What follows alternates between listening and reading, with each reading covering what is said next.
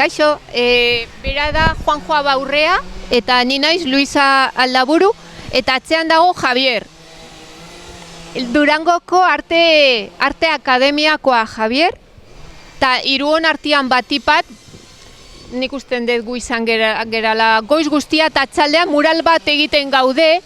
Mural honekin elkartasuna adierazi nahi diogu Gazako herriari, sufritzen ari da basakeriagatik, sarraskiagatik.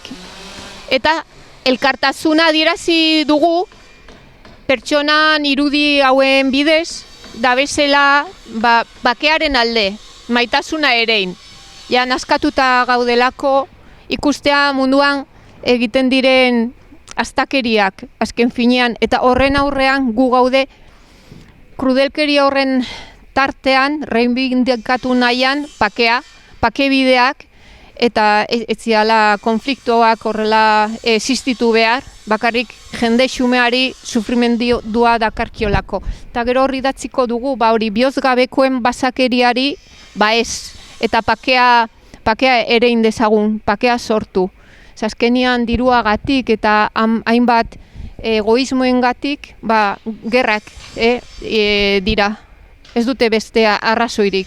Gizakiaren berekoitasunak eta ostasunak eta indiferentzia. Eta horren gainean guk nahi dugu beste mundu bat, beste jokabide batzu, gu hain txikiak ezin dugula kasik ezer egin, baina bai egin dugula mural hau, kolorea sartu dugu, bizitzaren alde, maitasuna eta pakea aldarrikatu nahi dugu. Hola, mundu bat eraiki pakezkoa, maitasunezkoa, eta hori adierazi nahi du. Eta nola, horren alde dabezenekin.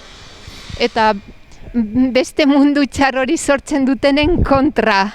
Gaza, Durango, Gernika, ez? Historian bombardatua gure herria, eta munduan zehar hainbat herri, gerra eta gizakiaren alderdirik txarrena pairatzen. Eta inoiz ez dakigu guri tokatu dakigun olako egoera bat hemen ere. Ze gu ere azpiti gabe eta inoiz zapalduak izan gaitezke.